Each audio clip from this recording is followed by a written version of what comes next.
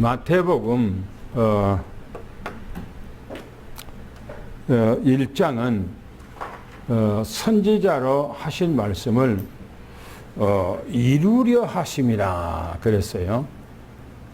그리고 2장은 그 메시아가 탄생을 하셨다 이렇게 말씀합니다. 1장은 성경 전체를 함축시켜서 기록한 말씀이라 그렇게 내가 말씀을 드렸습니다. 그래서 마태복음 1장에 이 그리스도가 누군가 이 부분에 대해서 이해를 못하면 안 돼요. 제가 아침에 많은 사람들에게 이렇게 메시지를 전가하거든요. 근데 우리하고 상관이 없는 어떤 단체에 거기는 집사님들과 또 목사님들과 여러분들이 들어와 있어요. 우리 단체하고 상관없이 메시지를 이렇게 증거했더니 어떤 목사님이 나한테 삼위일체 부분에 대해서 여러 가지 질문을 해요. 내가 답변을 안 했어요. 거기다가 구구절절히 내가 답변을 하기가 좀 그렇고 그래서 시간이 되면 언젠가는 제가 구체적으로 삼위일체 부분에 대해서 말씀을 좀 드려야 되겠다라고 하는 그런 생각을 가지고 있습니다. 우리는 성경을 누가 다른 어떤 학자가 얘기한 것도 참 중요합니다. 그러나 가장 중요한 것은 성경이에요. 성경에서 뭐라고 말하냐가 중요한 거예요. 그래서 우리는 이 성경 속에서 좀 깊이 한번 다루기를 원하고 있고요. 주보에 보면은 인본주의 사람과 믿음의 사람의 그 반응에 대해서 잘 기록한 것이 마태복음 2장. 물론 성경 전체가 유기된 자와 특정함을 받은 사람하고 그 상황을 이렇게 기록했던 책이죠. 그런데 특별히 2장에 보면 두드러지게 그런 부분들이 드러나지요. 그래서 베드로전서 1장 10절부터 11절까지, 계시록 22장 6절, 또 마태복음 1장 22절, 마태복음 2장 5절 말씀, 마태복음 2장 15절, 마태복음 2장 23절, 마태복음 21장 4절에 읽어보면 그 내용이 좀 기록되어 있습니다. 저는 오늘 본문 말씀을 이제 뒤에서 좀 하고요. 예수님이 이 땅에 탄생한 것에 대해서 구체적으로 리얼하게 설명한 성경책이 어디냐면 누가복음이에요. 누가복음. 그래서 마태는 바로 유대인입니다. 그렇기 때문에 유대인의 입장에서 마태복음을 기록했어요. 그런데 누가복음은 헬라인입니다. 헬라인. 그리고 이분은 의사예요. 헬라인은 조금 뭐랄까요? 학식 있는 사람입니다. 그래서 예수님에 대해서 기록하는데 아주 구체적으로 리얼하게 이렇게 설명을 아주 잘 해놓은 것이 누가복음이죠. 그래서 누가복음을 좀 보고 오늘 본론으로 좀 가고자 합니다. 제목이 메시아 탄생이죠.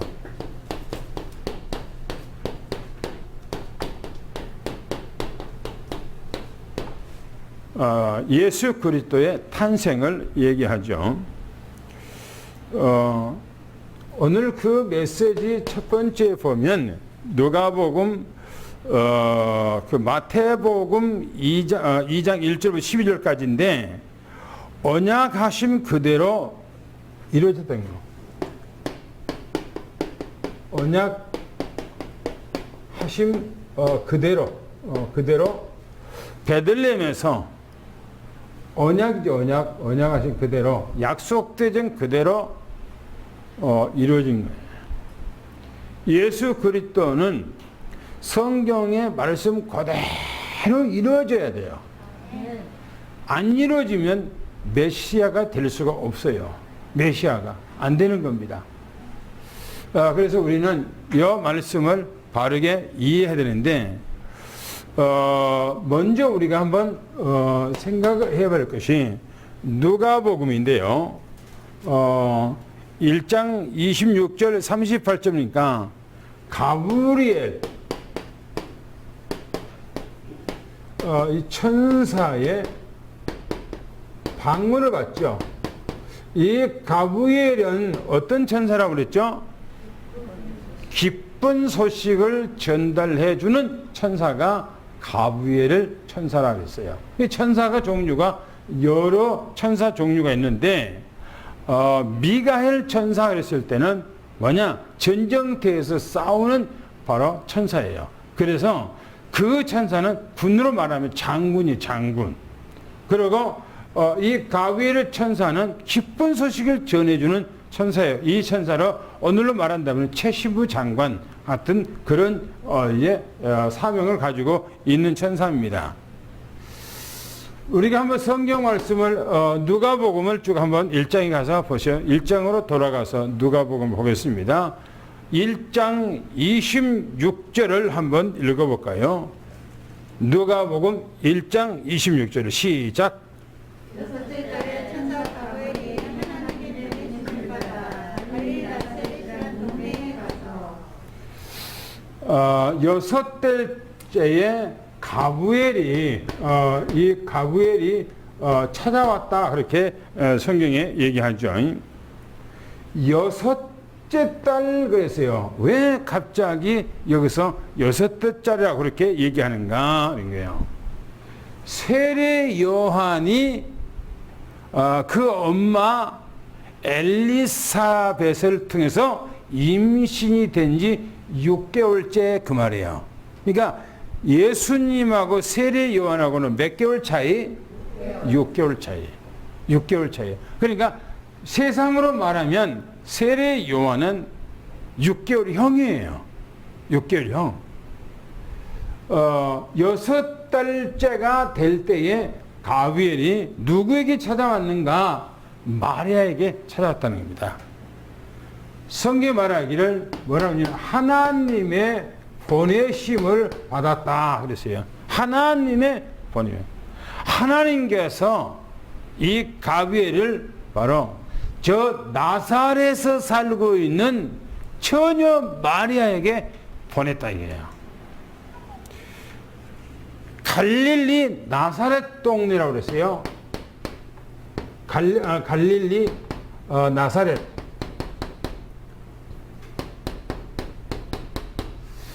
원래 요셉과 마리아가 고향이 어디냐, 어디서 그 성장하고 어디서 생활했는가, 출생은 어디서 출생했는지는 우리는 알 수 없죠. 성경이 안 기록되어 있으니까. 그러나 이들 사람들의 그 생활 터전이 어딘가 했을 때 갈릴리 나사렛 동네예요.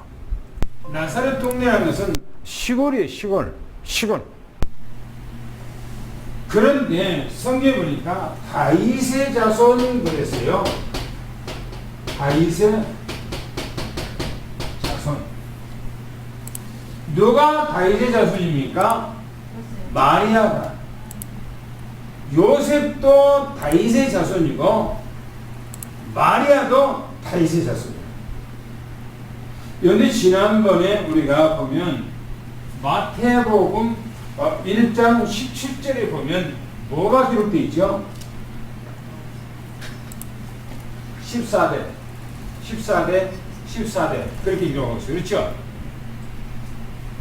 14대는 그걸 원어적으로 풀어보면 뭐냐면은 다윗 그 말이에요. 다윗. 그러니까 다윗이 유대인의 백성들에 있어서는 너무나 중요한 인물이에요. 그래서 언약의 자손 그 말입니다. 보세요. 다윗의 자손 그랬어요.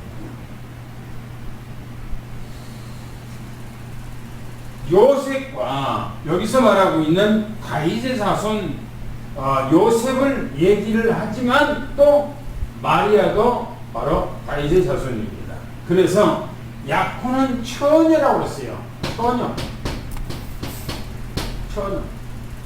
이 처녀는 오늘날 같으면은 오늘날 세상에는 뭐 이렇게 뭡니까 자기의 어떤 정조를 지키는 처녀들이 거의 없다고 그러잖아요. 처녀들이. 그런데 옛날 이 시대에 만약에 처녀가 결혼하기 전에 다른 남자들하고 어떤 잠자를 짜면은 돌에 맞아 죽어요. 당장에 죽어. 이 처녀는 뭡니까? 완벽한 동정녀예요. 동정녀. 그런데 성경에 보니까 그 이름이 누구라고 했습니까? 마리아. 요 마리아, 처녀 마리아에게 갈릴리 나사렛 동네에 살고 있는 사람인데 바로 하나님께서 천사를 보냈다. 이 가브엘을 천사를 보냈다는 거예요. 그러면 28절 31절을 또 읽어보겠습니다. 시작. 그의 외모가 유대 은혜를 입은 자여 평안할지어다. 주께서 너와 함께하시도다 하니 처녀가 그 말을 듣고 놀라 이런 인사가 어찌하느냐 생각하네. 천사가 이르되 마리아여 무서워하지 말라. 내가 하나님께 은혜를 입었느니라. 보라 내가 잉태하여 아들을 낳으리니 그 이름을 예수라 하라. 천사가 마리아에게 와서 아주 기쁜 소식을 전해줬죠. 이 기쁜 소식을 우리가 오늘날에 뭐라고 표현합니까? 복음. 복음을 들어서 기쁜 소식 그렇게 얘기합니다.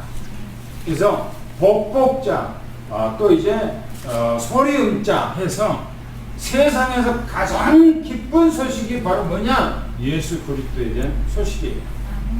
그래서 기쁜 소식인데 인류 역사상 에덴 동산에서부터 바로 주님 재림할 때까지 이 세상에서 가장 기쁜 소식이 뭐냐? 바로 메시아 예수 그리스도가 이 땅에 탄생된다는 소식이 가장 기쁜 소식이죠.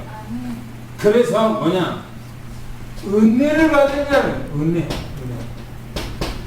은혜를 받은 자요. 은혜 받은 자요.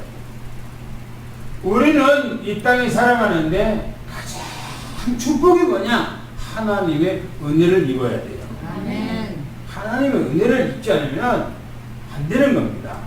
그래서 천사가 와서 가장 먼저 하는 말이 은혜를 입은 자야. 은혜를 입은 자야. 그러면서 뭡니까? 주께서 너에게 뭐랍니까? 함께 한다. 함께란 말은 무슨 말이죠? 임마누엘. 하나님이 입어서 너에게 임마누엘 한다는 겁니다. 임마누엘. 그러면서 마리아가 천사의 인사를 듣고 놀랐다는 거야. 이 마리아가 인사를 듣고 놀랐어요. 아니 갑자기 천사가 찾아와서 마리아에게 은혜를 입은 자야, 주께서 너와 함께한다 라고 하는 인사를 하니까 갑자기 천사의 방문을 받아서 이 얘기를 하니까 마리아가 갑자기 충격을 받는 거예요. 그때에 이 천사가 말하기를 뭐요? 무서워 하지 말라는 거예요. 무서워하지 마. 그러면서 말하기를 하나님의 은혜를 내가 하나님의 은혜를 입었다는 겁니다. 여러분들이 이 땅에 살아가면서 하나님의 은혜를 여러분들이 입었다는 사실을 미리 축원합니다. 할렐루야. 하나님의 은혜를 입지 않으면 오늘 이곳에 올 수가 없어요. 그죠? 못 오는 겁니다. 하나님의 특별한 은혜를 입었기 때문에 오늘 여러분들이 이 자리에서 이 말씀을 듣고 있는 것을 축원합니다. 그리고 이 말씀을 들을 때 여러분들이 이해가 되어지고 믿어지는 것이 하나님의 은혜를 입었기 때문이에요. 할렐루야. 그래서 보라. 내가 잉태하여 내가 잉태하잖아. 잉태하여 아들을 낳는데 아들 낳는다. 근데 이름을 누구라고 하라? 예수라고 하라. 아니 천사가 와서 하나님의 은혜를 입은 자냐, 주께서 너와 함께 한다 라고 하는 여기까지는 참 좋지요. 그러잖아요. 여기까지는.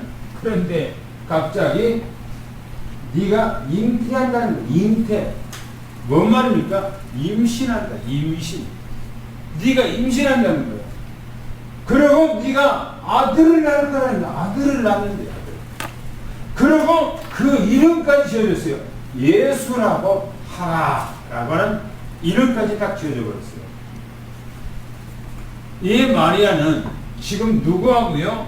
요셉하고 결혼하기로 약속한 사이다. 약속한 사이. 아직은 결혼을 안 했고 같이 동거하지를 않아. 약속만 해서 우리 그 결혼하기로. 그런데 갑자기 이 천사가 찾아와서 마리아에게 이 소식을 전해 주는 거예요. 그런데 이 소식까지 마리아하고 요셉하고 바로 결혼 약속한 이것도 하나님의 타임이에요. 하나님의 타임. 그렇죠? 만약에 결혼하기 전에 약속도 안 했는데 만약에 천사가 찾아왔다면 어떻게 할까요? 네? 어떻게 할 것 같아요? 그러면 요셉이가 그 여자하고 결혼하기 약속하겠어요? 네? 안 해요. 결혼하고 하기로 약속한 상태인데도 불구하고 지난번에 메시지 할 때 뭐랬습니까? 고민하고 생각하고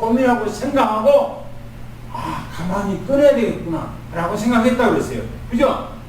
그런데 지금 이런 타임이 아니었어요. 결혼을 약속한 타임이 아니었다면은 뭐요? 마리아하고 요셉하고는 아무 상관이 없는 관계예요. 그죠? 그러면 어떻게 해서 이 요셉이 마리아를 데리고 구하겠습니까? 안 되는 거예요. 하나님께서 요거까지도 딱 타임을 맞추는 거예요. 할렐루야. 하나님은 모든 것이 타임이다니까. 타임. 할렐루야. 할렐루야. 이해가 됩니까? 타임이라니까. 이것까지도 타임이야. 또 보세요. 32절부터 33절까지 또 읽어보시기 바랍니다. 시작. 그가 큰 자가 되고 지극히 높으신 이의 아들이라 일컬어질 것이요 주 하나님께서 그 조상 다윗의 왕위를 그에게 주리니 영원히 야곱의 집을 왕으로 다스릴 것이며 그 나라가 무궁하리라. 이 메시아 예수 그리스도가 이 땅에 와서 너가 지금 잉태해서 날 바로 메시아 이 예수가 이 땅에 태어나면 그분이 세우실 나라가 있대요. 세우실 나라. 기가 막히잖아요. 그분이 세워야 할 나라가 뭐냐? 영세 전에 예정됐던 나라예요. 그죠? 예정됐던 나라. 그 나라를 세울 거라는 거예요. 그 나라를. 보시면요. 큰 자가 되고 그랬어요. 큰 자가 된다. 큰 자. 그냥 이 큰 자라는 것은 세상에서 우두머리가 된다. 그 정도가 아니에요. 지극히 높으신 지극히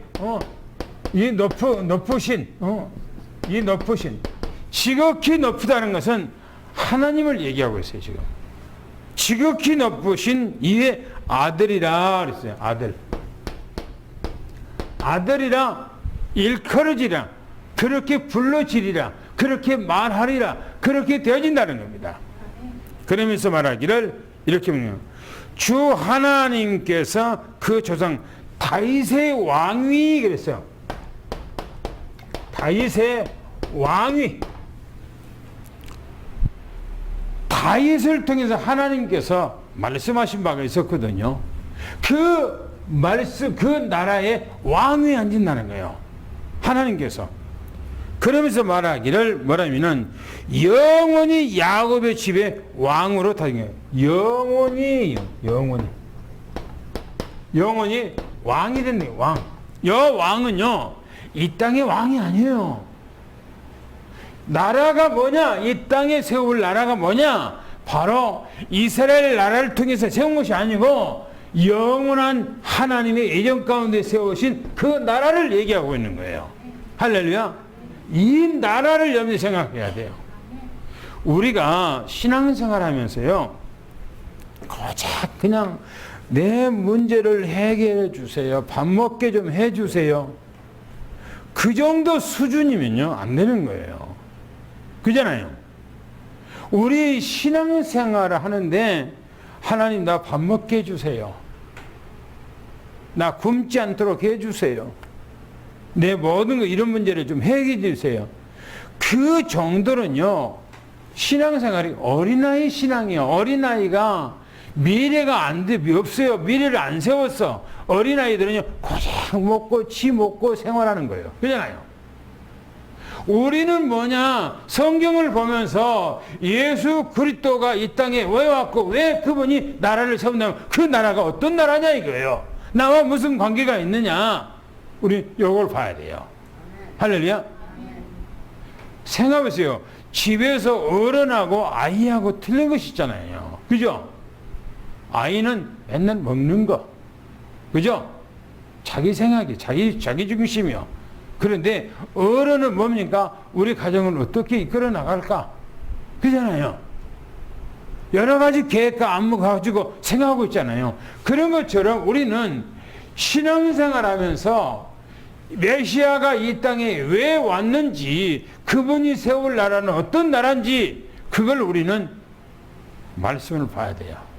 그래서 성경이 뭐랍니까? 주의 종은 밤낮으로 성경을 연구해야 된다 하는 말씀이 바로 그 말씀이에요. 그리고 이 말씀을 알려줘야 돼요. 성도들에게. 그잖아요. 메시지를 하는데 예수 믿으면 육신적으로 잘 되고 형통하고 자속 만대가 번창하고, 그런데 이 정도 신앙생활을 하면 안 됩니다. 그런 신앙생활이 어린아이 신앙생활이니까요.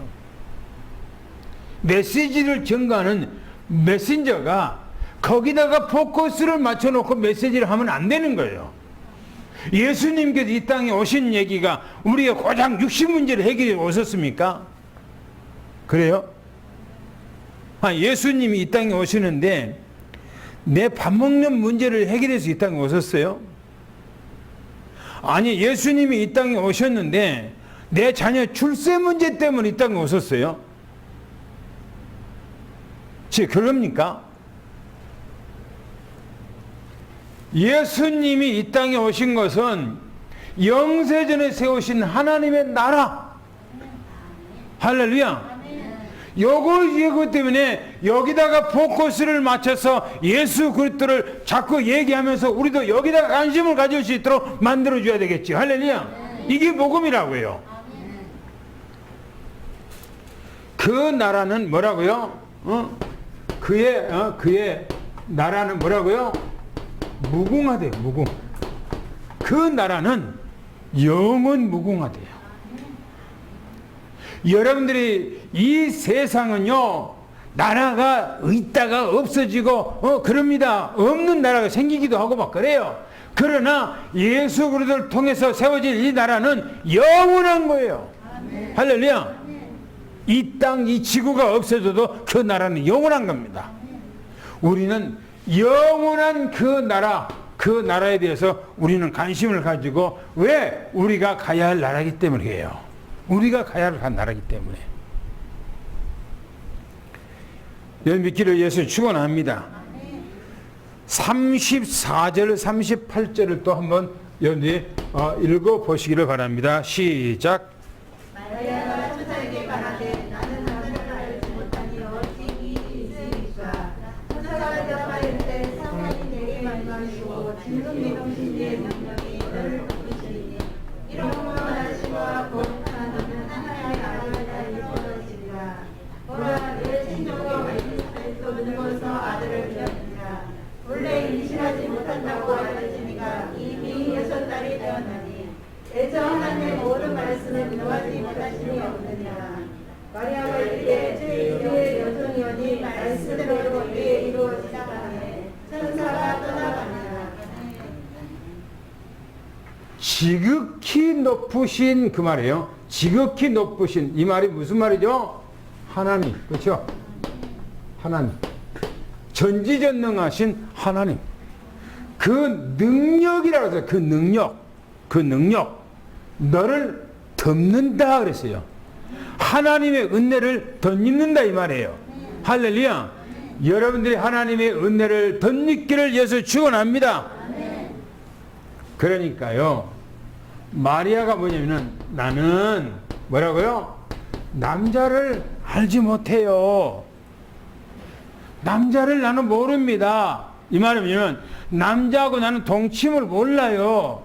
남자하고 누가 손잡고 해본 적 그런 적이 없어요. 라고 얘기를 하는 거예요.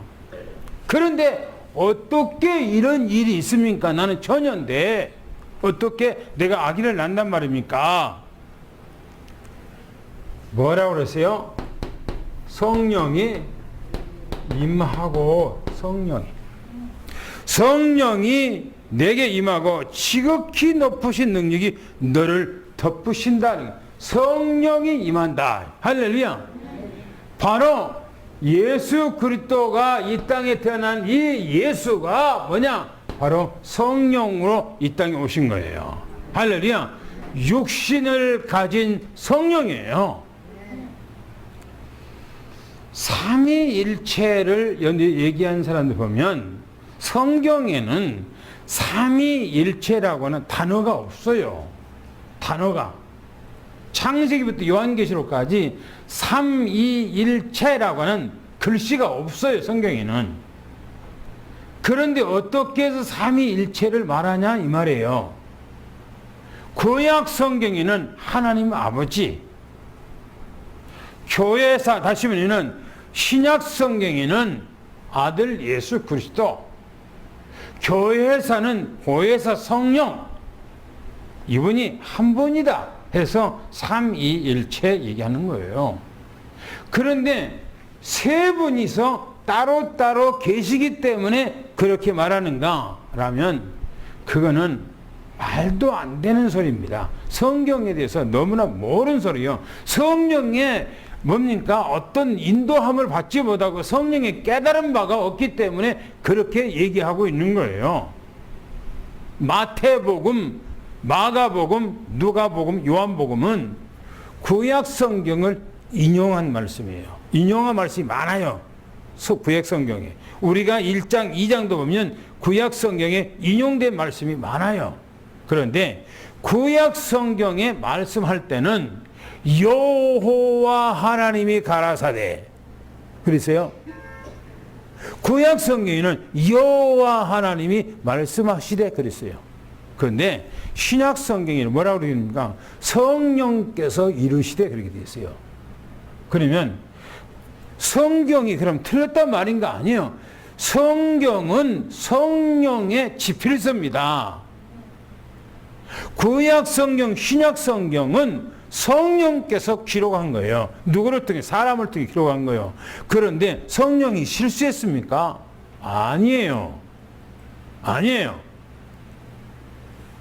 성령께서 구약의 여호와 하나님이 신약의 누구란 얘기예요? 성령이란 얘기예요. 그래도 그렇게 말하는 거예요. 그걸 못 보고 자꾸 나한테 얘기를 해요. 제가 지난번에 작년 몇 년 전에 우리 교회에 러시아에 페체부르크에 선교사가 왔잖아요. 우리 교회에. 그죠? 그분이 미국의 플러신학교 학위를 갖고 있는 분이에요. 그분이 우리 교단에 그 영어 통역 잘하는 샘 있잖아요. 샘. 내년 때 될 때 남자가 그 영어로 막 통역하잖아요. 그 아버지요. 데보라 시아버지, 시어머니. 그 교회 가서 제가 3일체에 대해서 메시지를 쫙 했어요. 그 양반이 3일체에 대해서요, 학교에 가서 배우고, 뭐, 지금까지 나이가 그 연세가 들 때까지 여기저기서 들어보고 수많은 학자들한테 메시지를 들어봤다는 거예요. 그런데 통쾌하게 3일체에 대해서 어떻게 얘기를 자기에게 보내주더라는 거예요. 그 내가 성경 한 구절 한 구절을 쭉 하고 얘기하니까 그분이 놀랬어요. 얼마나 놀랬는지 그 양반이. 그래서 목사님 교회를 한번 가보고 싶다고. 목사님 교회를. 그래서 아니 우리 목사님 우리 교회는 뭐 이렇게 크질 않아요. 그러니까 크고 적은 것이 중요한 것인가. 목사님 교회를 가보고 싶다는. 그러고 그 몸이 불편한 양반이 여기 온 거예요. 여기 와서. 뭐냐? 이 성령께서 바로 누구냐? 예수님이셔요. 할렐루야. 성령이 너를 성령이 너에게 임하고 그랬잖아요. 나실 바 거룩하신 이는 하나님의 아들 그랬어요. 하나님의 아들. 왜 하나님의 아들이라고 그랬습니까? 아들이라고 왜 표현했어요? 육신을 가지고 있는 분이 내가 하나님이다 그래 버리면 어떻게 돼요? 유대인들에게 돌에 맞아 죽어요. 그죠? 그래서 아들이란 표현하고 있어요. 아들.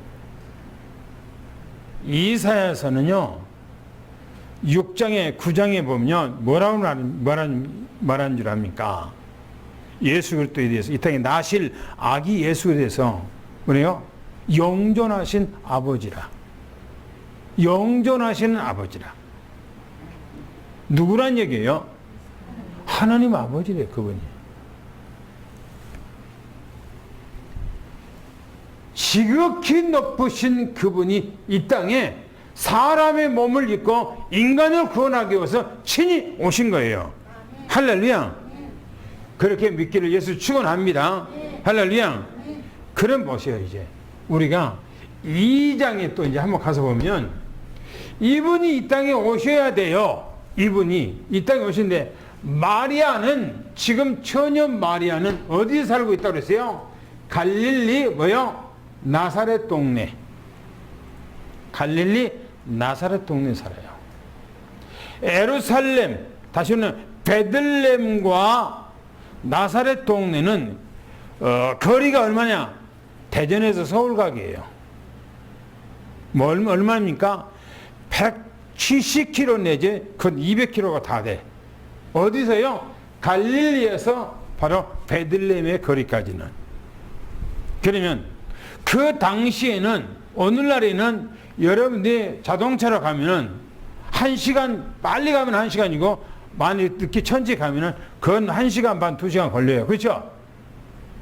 옛날에는 길이요 고속도로처럼 뚫린 것이 아니고 어떻게 됩니까? 그냥 돌아서 가요. 그렇죠?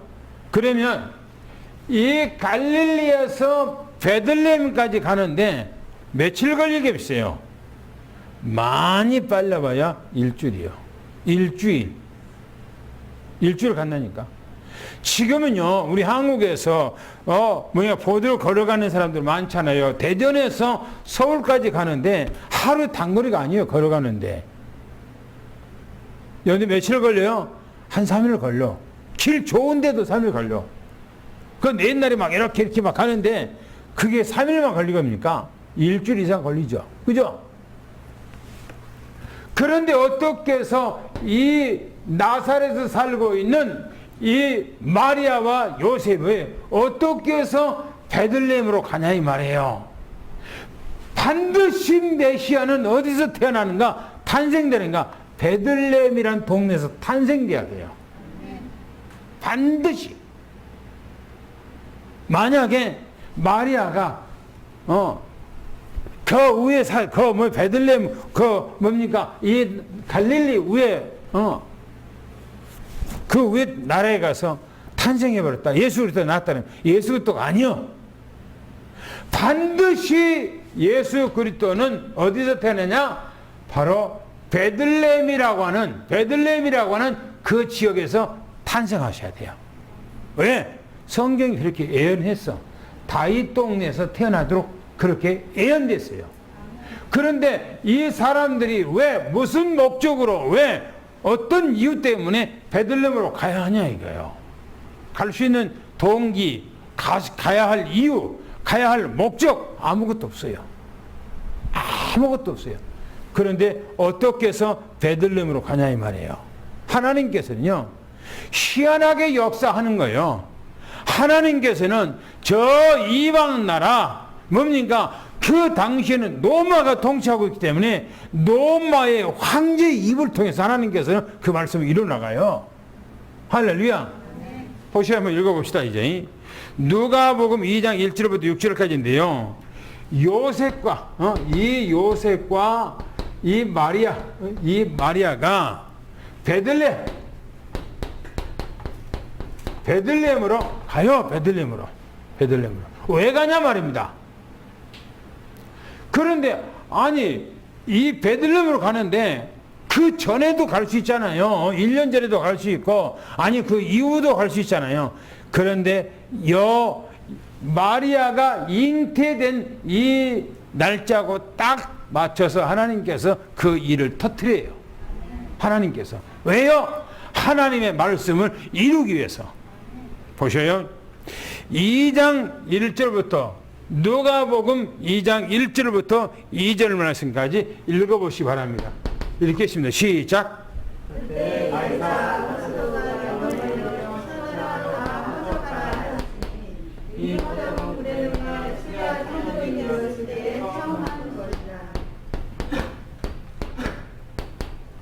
보셔요. 로마 황제가 천하에게 호적하라고 했어요. 호적. 아마 이 호적이 최초의 호적이 하라고 명령이 됐던 것 같아요. 이 로마 황제가 이 땅에서 호적 제도를 만드는 것이요. 왜 이 호적을 하라고 했냐 하는 거예요. 뭐 때문에 이 로마 황제가 호적을 하라고 했냐 하는 거예요. 백성들에게 뭐 하라고요? 백성들에게 뭐 하려고요? 세금을 징수하려고 인구조사한 거예요. 인구조사. 백성들에게 세금을 걷기 위해서 인구조사한 거예요. 여기서 우리가 앞으로 이제 마태복음 계속 보면 세금 얘기가 많이 나와요. 세금 얘기가. 그 당시에는 여러분들 삭개오라는 사람이 누굽니까? 세리장이에요. 그렇죠? 세리장이 뭐예요? 세금 걷는, 그 지역에 세금 걷는데 요거요. 왜 그런데 세리한테, 삭개오한테 저 죄인이라고 그래요? 뭐 때문에? 국민들에게 세금 걷어서 로마한테 바쳐야 돼. 그러니까 저놈은 로마의 앞제비라고. 우리나라에 만약에 일제시대 때에 일본 사람들이 세금을 징수하기 위해서 우리나라 국민들의 모든 쌀, 모든 농사짓던 거 전부 다 일본으로 가져가요. 그런데 누가 그런 일을 다 했는가? 한국 사람들이 한 거예요. 그러니까 한국 사람들이 뭐예요? 그런 일을 하는 사람들은 뭐 하는 거예요? 일본 앞제비라고 그러죠. 앞제비라고. 바로 보시오. 세금 걷기 위해서인가?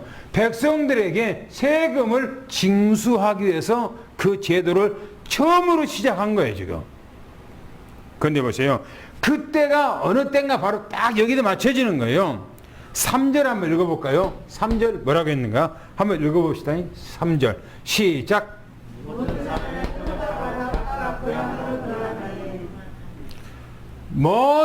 모든 사람이 뭐라고요? 그것을 하기 위해서 어디로 갔다고요? 고향으로 갔대요. 고향. 원적지. 그런데 우리가 저는 어렸을 때에 우리나라도 이런 주민등록 제도가 없었어요. 그렇죠? 없었어. 고작 있는 것이 뭐예요? 족보 얘기, 족보. 가문의 족보. 우리나라에 뭡니까? 주민등록 제도가 없었다니까. 내 어렸을 때, 내가 아주 어렸을 때에 우리나라에 박정희 대통령이 통치하고 있었을 때에 뭐냐? 바로 주민등록 제도가 만들어졌어요. 주민제도가. 그러면 주민등록 제도를 만드니까 그 사람들이 전부 다 어디로 가냐면 우리 마을의 원적지를 가지고 있는 함양 박씨들, 우리 어른들이 전부 다 강주 어디 쫙 흩어졌다가 어디냐? 우리 시골로 오는 거 전부 다. 왜요? 그 사람들이 우리 같은 박씨기 때문에, 함양 박씨기 때문에 전부 다 그리 오는 거예요. 호적하러. 지금 보세요. 모든 사람들이 다 고향으로 가는 거예요. 자기 원적지로 가는 거예요. 원적지. 베냐민 지파는 베냐민 지파, 아셀 지파는 아셀 지파, 갓 지파는 갓 지파, 자기 지역으로 가는 거예요. 전부 다. 그런데 보세요. 4절 한번 읽어보세요. 뭐라고 했는가? 4절 한번 읽어보세요. 4절. 시작. 요셉도 다윗의 집 족속으로 갈릴리 나사렛 동네에서 유대를 하여 베들레헴이라 하는 다윗의 동네로. 요셉과 마리아는 누구라고요? 다윗의 뭐라고요? 자손이라 이렇게 말했어요. 다윗의 자손이면 다윗의 고향이 어디예요? 베들레헴. 그러면 이 요셉과 마리아가 어디로 가야 돼? 베들레헴으로 가야 돼요. 베들레헴으로. 이 로마 황제가 이걸 알고 이 마리아와 요셉이 이제 또 다윗 동네 사람이니까 그를 가게 해야 되겠다 해서 이걸 해야 되겠다 했을까요? 아니에요. 자기는 아무 의식 없어. 자기 로마 통치하는 그걸 하기 위해서 호적을 하기 위해서 뭡니까? 세금 징수하기 위해서 이거 한 거예요. 그런데 하나님께서는 이 로마 황제의 입과 생각과 마음과 모든 것을 다 해서 뭡니까? 이 천하에 호적하라고 한 거예요. 시간 어디요? 기가 막히게 맞춘 거예요. 하나님의 주권이에요. 그러니까 하나님을 믿는 사람도 하나님이 역사하지만 안 믿는 사람을 통해서 하나님이 역사하세요. 할렐루야. 안 믿는 사람을 통해서 하나님께서 역사해 나간다니까, 하나님 계획을 이뤄 나간다니까요. 5절 6절을 보세요. 뭐라고 했는가? 5절 6절 시작. 그 약혼한 마리아와 함께 호적하러 올라가니 마리아가 이미 잉태하였더라. 거기 있을 때에 하나가 나타나서 잉태한 마리아가 내가 봤을 때는 어떤 사람은 낙이 타고 거기 갔을 거라고 영화 보면 옛날에 보면은 무슨 그 영화 보면은 낙이 타고 마리아하고 요셉이 이제 거기로 올라가고 있죠. 거기를. 그런데 그 집은 낙이 타고 갈 수 있는 집안이 아니에요. 요셉은 가난한 집안입니까? 좀 여유가 있고 넉넉한 집안입니까? 아니면 많이 부자입니까? 가난한 집안이요. 목수의 아들이요. 목수의 목수. 그런데 이스라엘 나라에서는 목수는 천한 직업이요. 천한 직업을 하고 있는 그 목수 직업에 무슨 돈이 있어서 나귀를 하고 있습니까? 아니에요. 마리아를 데리고 요셉이 일찍이 출발해서 미리 보니까 보세요. 뭐냐면은 거기 있는 동안 그랬어요. 거기 있는 동안 그랬어요. 거기 있는 동안이란 말이 무슨 말입니까? 미리서 도착했다 그 말이에요. 미리. 다시는 마리아가 임신해갖고 잉태해서 지금 해산날이 가까우니까 해산날이 박차갖고 그 가면은 길가에서 무슨 일이 일어날지 모르잖아요. 그러니까 미리서 출발한 거예요. 미리서. 누가요? 요셉과 마리아가 미리 출발한 거예요. 그런데 거기 있는 기간 동안에 뭐라고 그랬습니까? 해산날 그랬어요. 이 해산날. 지금 아기가 태어난 날짜가 딱 돼버린 거예요. 그래서요. 그런데 보세요.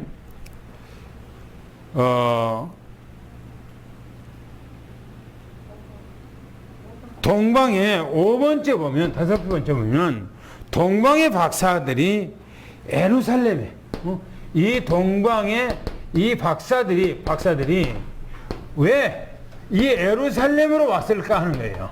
왜 예루살렘으로? 아니 저 동방에서 별을 보고, 이 별은 다윗의 별을 말합니다. 다윗별. 이스라엘 백성들은 연대 별 그러면 다윗별이에요. 다윗별. 그 다윗의 별이 동방에서 문득 하늘에 떠오른 거예요. 근데 유난히 밝아.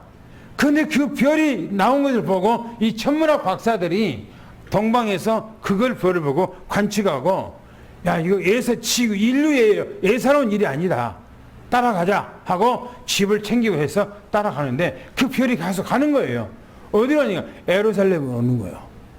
그런데 왜 이 별이 바로 뭡니까? 베들레헴으로 바로 인도하면 될 텐데 왜 예루살렘으로 인도하고 예루살렘에 딱 가니까 이 별이 없어져 버렸을까요?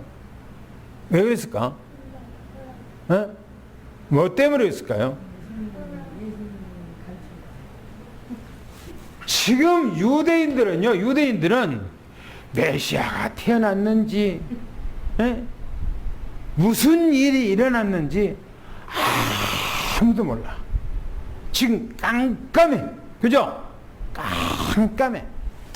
그런데 말라기부터 예수님의 탄생까지 어둠의 시대라고 말합니다. 400년 동안 선지자가 일어나지 않았어요. 그런데 하나님께서는 그 어두운 세상에 바로 사가를 통해서 세리 요한을 잉태에 낳게 하고, 하나님께 그 조용한 그 일을 하는 거예요. 그리고 마리아를 통해서 메시아가 탄생하게 하는 거예요. 그런데 그 메시아가 탄생하는데 왜 박사들을 예루살렘으로 인도했느냐 말입니다. 바로 예수 그리스도가 나신 것을 말하고 폭로하고 드러내고 나타내게 하기 위해서 하는 거예요. 할렐루야. 온 세상에 드러내게 하게 한 거예요. 할렐루야. 예수 그리스도가 증거되어야 되기 때문에. 할렐루야. 그런데 보세요. 뭐라고 말하는가?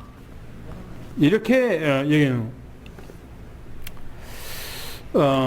여섯 번째 보면 이렇게 얘기하죠. 유대인 베들레헴에 유대 베들레헴이라 유대 베들레헴에 선지자가 하신 말씀을 기록되기는 유대인들은 뭐라고 그러니까 반응이요 전혀 무반응이요. 관심이 없어요. 여러분들이 제가 이런 메시지를 하면은 여러분들 가슴이 뜨겁고 진짜 그렇구나, 말씀이구나, 이렇게 이루어지구나, 이것이 사실이구나 해야 되는데 지금 무슨 말씀을 하고 계시지? 그러면 여러분들이 지금 여기서 말하고 있는 유대인들하고 똑같은 그런 거예요. 여기 제가 여러분들에게 주님 오실 때가 얼마 안 남았다고 10년 전부터 제가 얘기했어요. 여러분들에게 얼마 안 남았다고. 지금 그런 것이요. 그런데 도처에서 막 일어나요. 지금 주님 오신 거. 그런데 보세요. 앞으로 10년 안에 무슨 일이 나는 거, 지구에서 무슨 일이 나는 거 보세요. 두고 10년 안에 이 지구상에서 무슨 일이 나는가 두고 보시라고요. 제가 만 말이 그냥 아니에요. 베들레헴에서 선지자들이 하신 말씀을 이뤘다고 말하는데 유대인들은 반응이 없어요. 그리고 베들레헴이란 뜻이 무슨 말인가? 이 베들레헴이란 뜻이 떡집이란 뜻이에요. 떡집, 생명의 떡집, 말씀의 떡집이란 뜻이에요. 그래서 이 곳은 얼마나 시골인지, 아주 조그마한 시골 동네, 이 동네가 베들레헴이란 동네가 하나님의 말씀이 얼마나 오묘하게 이루어진가 보세요. 마리아를, 저 노마의 황제를 통해서요, 마리아와 요셉을요 하나님께서 이끌잖아요. 어디로요? 베들레헴으로 딱 이끌잖아요. 거기서 낳게 하고. 근데 이제 세 번째를 이제 보겠습니다. 세 번째. 오늘 본문 말씀으로 돌아가서 마태복음 2장 1절부터 3절까지 보겠습니다. 시작.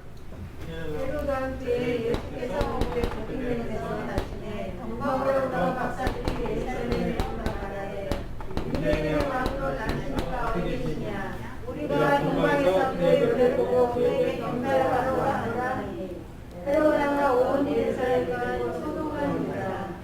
보세요. 박사들이 지금 예루살렘에 와서 유대인의 왕으로 나신 이가 어딨냐? 당신들의 왕으로 나신 이가 어딨냐? 라고 물어봐요.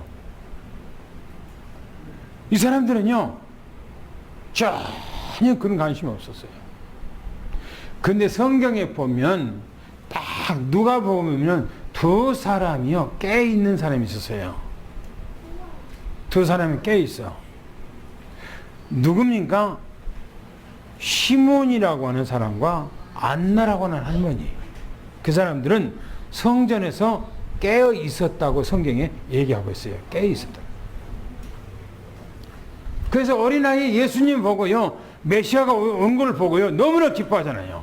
다른 사람들 관심이 없는데. 뭐라고 얘기합니까? 여기서 보니까, 헤롯 왕 때래요, 왕 때. 헤롯 왕 때라고 하는 것은 역사성, 사실성, 실제성을 얘기하고 있어요. 그런데 아까 얘기했어요. 로마 황제가 천하로 호적하게 했다 그래서 이 옮긴 것은 뭡니까? 역사성이요, 진실성이요, 사실성이에요. 그 다음에 그때 뭔 일이 났습니까? 유대 베들레헴에서 예수 그리스도가 나셨어요. 나시. 예수 그리스도가 이 땅에 나셨어요. 근데 동방의 박사들이 예루살렘에 이르러 그랬어요. 동방에 이 박사들이 예루살렘 이르렀다, 왔다는 거죠. 예루살렘으로 들어왔다는 거예요, 이 사람들이. 그러면서 유대인의 왕으로, 유대인의 왕으로 나신 이가 어디 계시냐? 당신들의 왕이 탄생했는데 어딨냐라고 물어본 거예요. 아마 이 박사들은 예루살렘에 오면은 막 떠들썩하고 아마 그랬을 거라고 생각해요. 그런데 조용하게 아무도 관심이 없고 모르는 거예요. 그런데 이 사람들이 애사로운 모습이 아니라 저 동방에서 이 사람들이 온 사람들이기 때문에 그 문화의 풍습을 가지고 지금 뭡니까? 나귀에다가 은보물을 지금 싣고 지금 그 사람들이 예루살렘에 한두 사람이 몇 사람이 지금 왔단 말이에요. 그리고 이제 이 사람들이 뭐라고 하냐면은 우리가 동방에서 뭡니까? 그의 별 그랬어요. 그의 별 뭐랍니까? 다윗의 별이라고 그랬어요. 다윗의 별을 보고 경배하러 왔다. 그런데 옛날에 그런데 국가의 모든 국군이나 아니면 나라의 큰 인물이 태어날 때는 그런데 별자리가 움직인다고 하잖아요. 그죠? 그래서 옛날에 그런데 천문학자들 우리나라도 보면은 나라의 국군할 때에 그런데 별자리를 보고 그래요.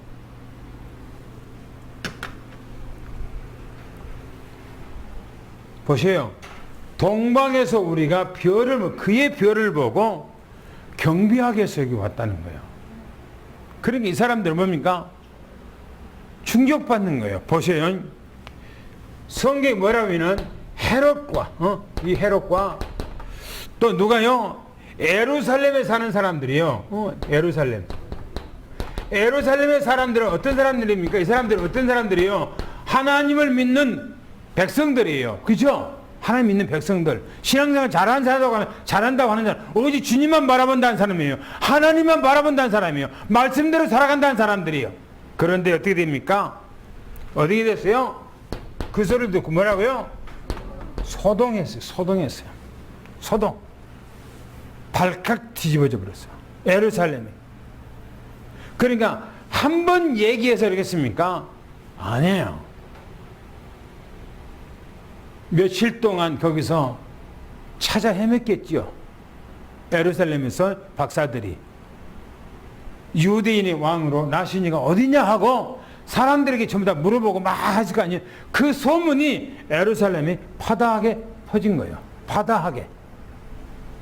그러니까 그 사람들이 발칵 뒤집어진 거예요. 왜?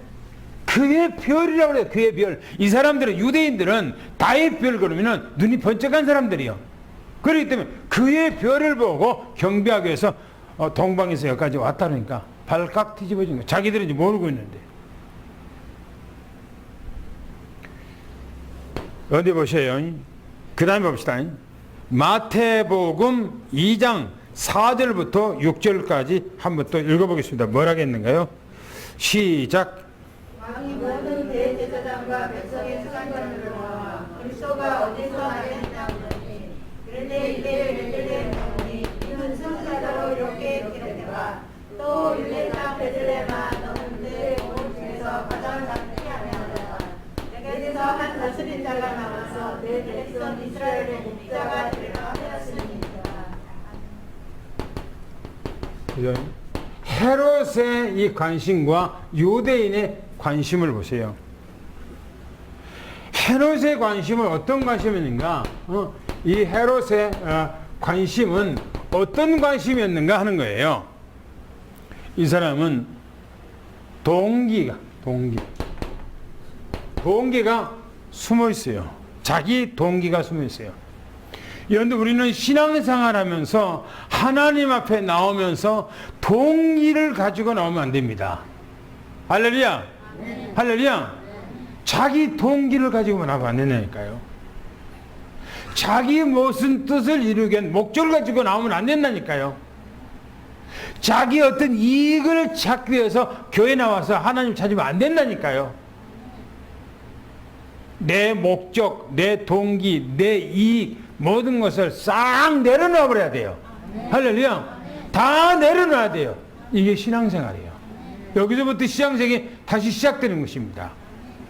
그런데 이 헤롯은 동기가 얼마나 불순한지 보세요. 모든 대제사장 그랬어요. 대제사장과 또 누굽니까? 서기관들 그랬어요. 서기관. 이 서기관들은요, 성경학자들입니다. 성경학자들이에요. 서기관들은. 이 사람들에게 묻기를 뭐라고 묻습니까? 그리스도. 정확하게 얘기해버리잖아요. 이 헤롯이 말하기를 유대인의 왕이라 말하지 않고 그리스도가 나시니가 어딨냐 이렇게 물으잖아요. 자, 오히려 이 사람이 더 정확한 것 같아. 유대인들보다.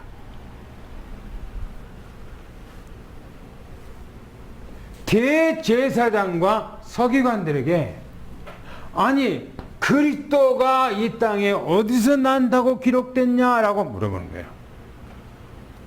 그러니까 보세요. 뭐라고 얘기하는가?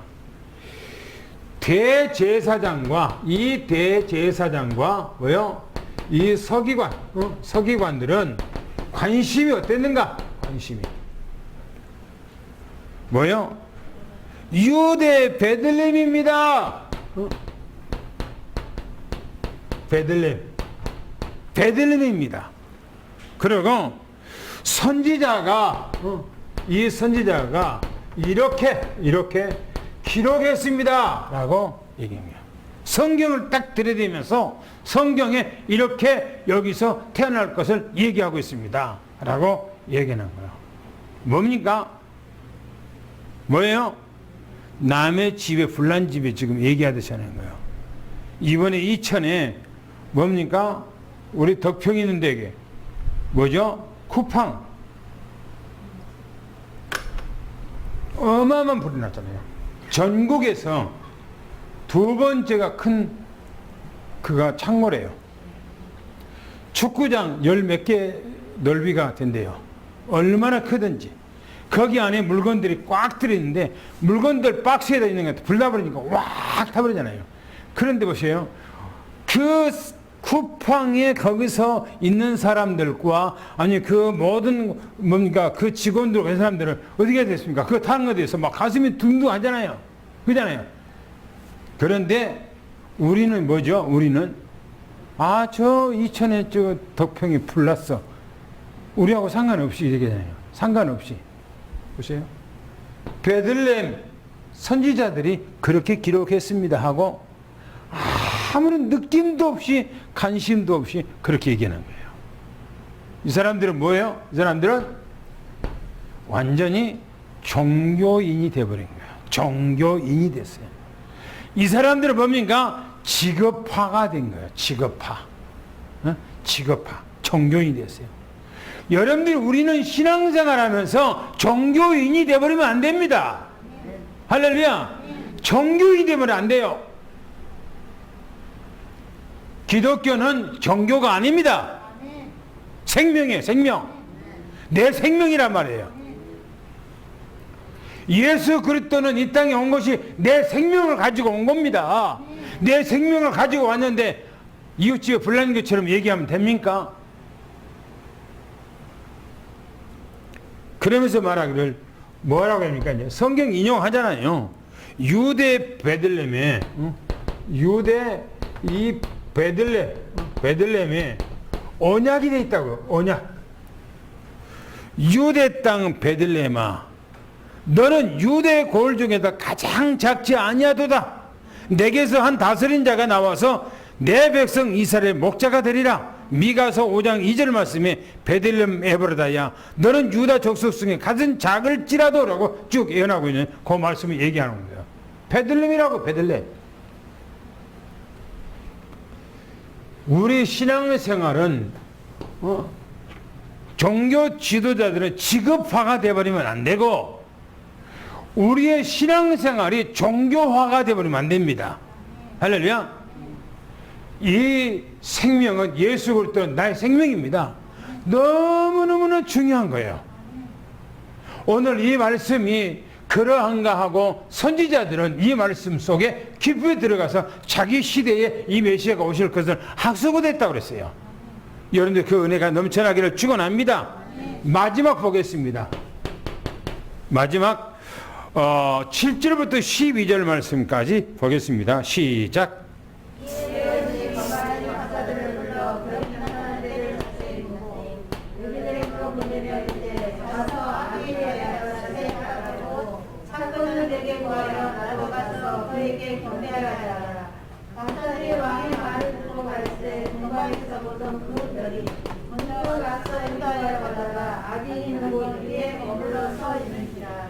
그들이 별을 보고 매우 크게 기뻐하고 기뻐하더라.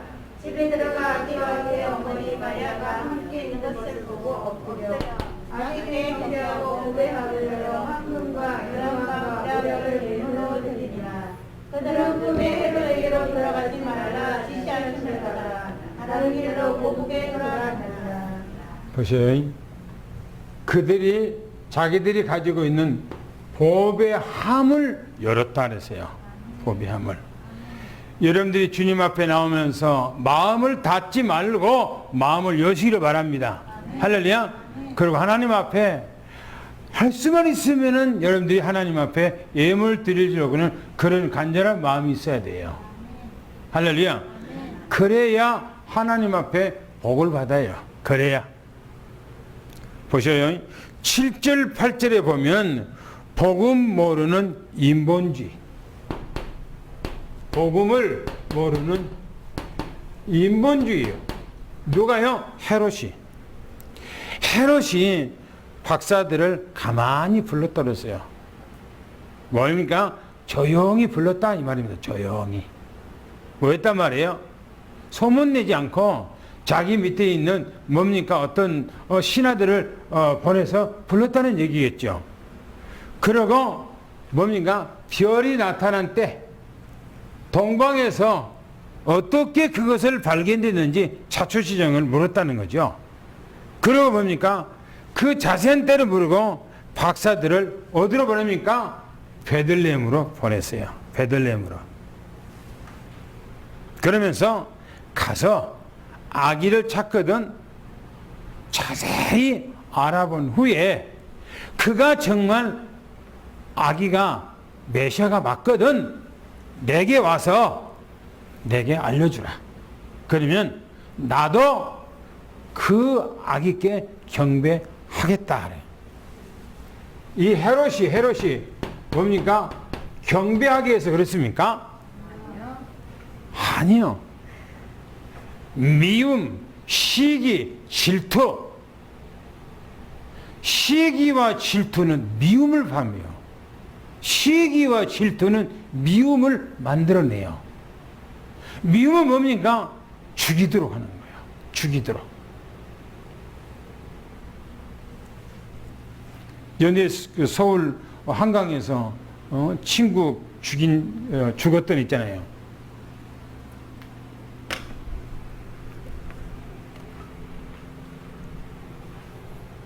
지금 그것 때문에 난리잖아요. 분명히 죽였는데 단서를 못 찾아갖고 경찰들이 덮어버리려고 그러고. 보세요. 지금 헤롯이 완전히 인본주의. 이게 사단주의. 메시아가 이 땅에 오면 어떻게 돼요? 사단은 메시아가 이 땅에 오면 어떻게 돼요? 큰일 나는 거예요. 그러니까 어디요? 죽여 없애야 되겠다. 죽여 없애야 되는 거예요. 여러분들의 가정에 메시아가 살아있어야 돼요. 그래야 여러분들의 가정에 우한, 저주, 모든 멸망, 흑암세로 다 떠난 거예요. 만약에 이 인본주의 쓴 헤롯처럼 그리스도가 내 안에서 희미해지고 그리스도가 내 안에 죽는다 그러면 가정에는 뭐요? 우한이 드글거리고 흑암이 드글거리고 모든 저주가 드글거리고 귀신이 드글드글거리고 그렇습니다. 오늘 우리는 생명의 바람이 불어나기를 축원합니다. 성경에 보니까 하나님의 인도를 받은 사람 보세요. 하나님의 인도를 이 받은 사람 보세요. 이 사람들은 뭡니까? 박사들이죠. 왕의 말을 듣고 베들레헴으로 갑니다. 이 베들레헴으로 가요. 가는데 가다가 봤던 별이 문득 앞에서 나타난 거예요. 아니 동방에서 봤던 그 별이 예루살렘에 딱 들어온 거 없어졌는데 동방에서 이제 보니까 베들레헴으로 가는데 그 별이 딱 나타난 거예요. 그리고 그 별의 인도를 받아요. 별의 인도를 받아요. 그리고 아기가 있는 곳에 그 별이 딱 머무는 거예요. 아기 있는 곳에. 인도받았다는 겁니다. 인도를. 그리고 별을 보고 뭡니까? 크게 그랬어요. 크게 뭐 했단 말입니까? 아주 기뻐했다는 겁니다. 기뻐했다. 여러분들은 이 땅에 살아가는데요. 가장 중요한 것은 말씀에 인도받을 때 기뻐해야 돼요. 할렐루야. 말씀 속에 들어갈 때 막 기뻐 혀를 느껴야 돼요. 이 말씀이 그런 말씀이었구나 라고 여러분들이 깨달아졌을 때 막 희열을 느끼고 전율이 느껴지고 막 감사하고 그래야 돼요. 그게 정상인 거예요. 근데 보세요. 뭐라 했는가? 12절부터 11절부터 12절까지 마지막 한번 읽어볼까요? 또 한번 시작. 집에 들어가 아비와 그의 어머니 마리아가 함께 있는 것을 보고 엎드려 그에게 대비하고 노베합을 열어 황수와 여왕과 모략을 내물러 드립니다. 그들은 꿈에 헤로데라고 나가지 말라 지시함을 받아 다른 길로 고국에 돌아갑니다. 하나님의 인도받은 사람은요, 누구를 만납니까? 메시아 예수 그리스도를 만나서 뭡니까? 경배를 하죠. 경배. 성경이 말합니다. 집에 들어가 그랬어요. 집에. 여기 집이 그 집이 어디입니까? 여기 집이 마구간이 마구간. 여기 호텔이 아니요, 여관이 아니요, 모텔이 아니에요. 어디입니까? 지금 이 집이 마구간입니다. 그 들어가서 보니까 누가 있어요? 마리아가 있고 또 아기 예수가 거기 누워 있는 겁니다. 함께 있는 걸 보고 여러분들이 엎드렸다 그랬어요. 엎드려. 누구한테 엎드렸습니까? 누구에게요? 마리아한테 엎드렸습니까? 아기 예수께 엎드렸습니까? 천주교는 누구한테 엎드려요? 마리아한테 엎드려요. 마리아한테. 천주교 가보면요, 여러분들 보면 그 집집마다 천주교 한 사람들은 누가냐면은 마리아상이 있어요. 마리아상 발을 딱 보세요. 발. 뭐랍니까? 창세기 3장 15절 말씀. 그 말씀은 교묘하게 마리아가 뱀을 밟고 있는 걸 딱 펴놨어요. 여자가 뱀을 밟는다 그랬어요. 누굽니까? 여자의 후손이 뱀을 밟는다 그랬어요. 여자의 후손이라고 그랬어요. 그렇죠? 그런데 마리아가 그걸 밟고 있어. 마리아가. 그러니까 뭡니까? 마리아가 바로 사단 마귀를 이겼다 그 말이에요 지금. 그럽니까? 아니에요. 악의 예수께 엎드렸다 그랬습니다. 우리는 오직 한 분 예수 그리스도만 엎드려야 돼요. 예수 그리스도만 우리가 예배해야 됩니다. 할렐루야. 그러면서 보배함을 열었다고 했어요. 보배 함을 열었다. 함. 이 함을 열었다. 그리고 황금 또 유황 또 뭡니까? 몰약 이걸 하나님 앞에 주님께 드렸다 그랬어요. 이게 바로 이제 이게 왕, 제사장, 선지자. 아니 여기 몰락이 제사장 얘기하죠. 이게 이 예물을 드렸는데 예수님께서 좀 있으면 이제 어디로 갑니까? 에집트로 가죠. 에집트로. 그죠? 가는데 그 가정에 아무것도 없는데 바로 이것이 큰 재산이 되어서 그것에 있을 수 있는 모든 것이 되는 거예요. 여러분들 우리는 하나님 앞에 나오면서요. 어떻게 하든지 하나님 앞에 뭔가를 더 드리려고 하는 그 중심을 가지세요. 할렐루야. 할렐루야. 왜 암이 갑자기 없어져 버리세요?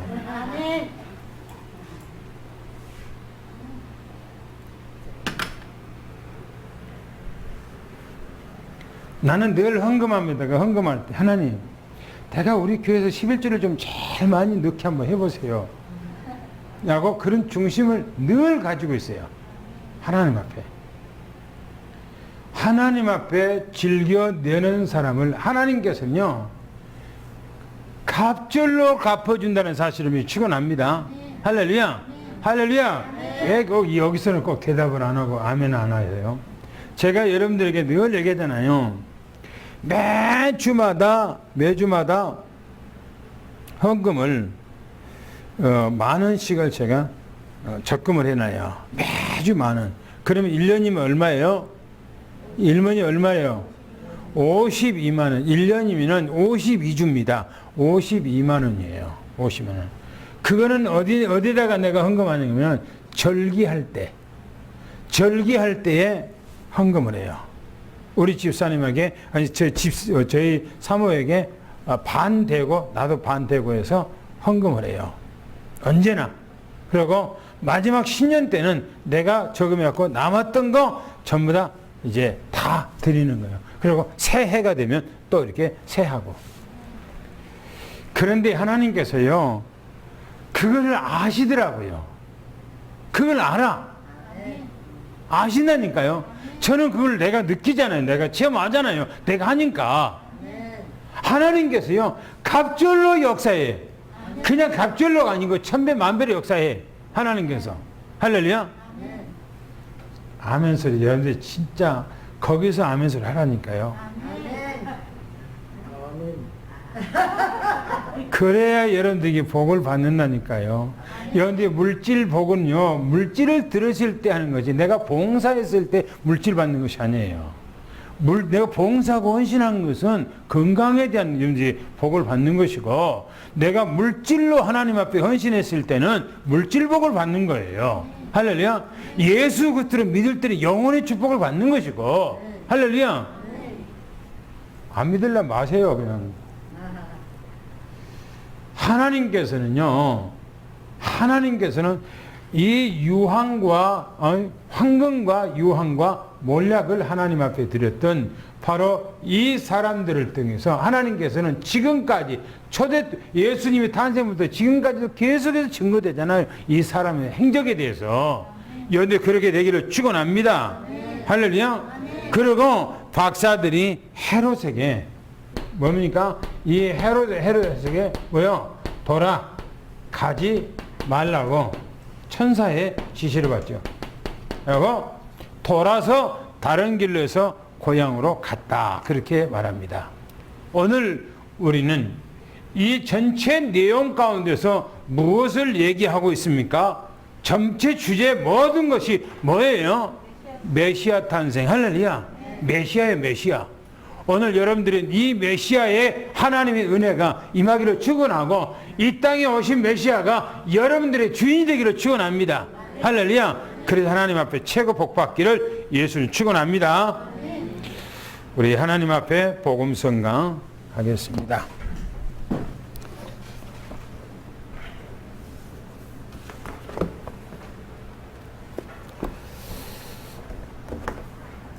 (6장) 하겠습니다. 렘넌트여 일어나라.